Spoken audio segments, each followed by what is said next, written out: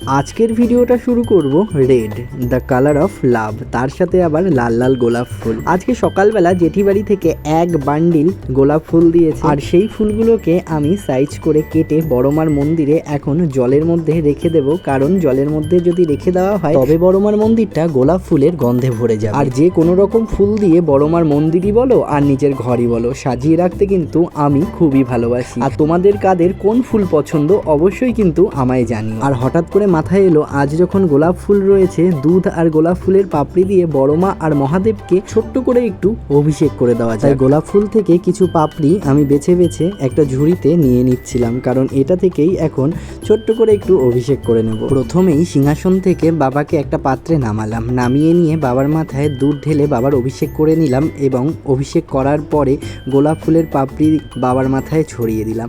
সত্যি মনের মধ্যে না একটা শান্তি পাওয়া যায় বাবার মাথায় দুধ গঙ্গা জল ঢালার পরে। এইবার আমার বড় মাকে আসন থেকে নামিয়ে পাত্রে বসিয়ে বড় মাকেও দুধ আর গঙ্গা জল দিয়ে অভিষেক করিয়ে নিলাম। তুমি যাকেই ভালোবাসো না কেন, ভালোবেসে নিজের সবকিছু তার প্রতি উজাড় করে দেওয়ার পর তোমার মন যদি সন্তুষ্ট কিংবা শান্ত হয় তবেই তোমার সেই ভালোবাসা সার্থক।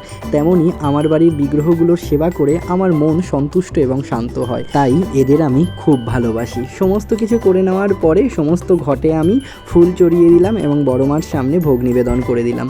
ভোগ নিবেদন করার পরে আমি একটু যেই না বাইরে বেরিয়েছি, বাইরেটা তোমরাই দেখো বন্ধুরা। আজকে আকাশ একদম কালো মেঘে সেজে উঠেছে, মনে হয় খুব বৃষ্টি হবে। বাইরে থেকে ঘরে এসে দেখলাম ফ্রিজে তরমুজ রয়েছে, আর তরমুজ তো আমার খুবই প্রিয়। বসে পড়লাম নিজে নিজেই তরমুজ কেটে তরমুজ খেতে। আর তোমাদের কার কার তরমুজ প্রিয় অবশ্যই কিন্তু আমাকে জানিও। তরমুজ খেতে খেতে যখন আমি বাইরে তাকালাম দেখলাম ঝমঝম করে বৃষ্টি নেমে গেছে, পুরো পরিবেশটা শান্ত আর ঠান্ডা হয়ে গেছে। তবে আজকের ভিডিওটা এই বৃষ্টি দিয়েই শেষ করলাম।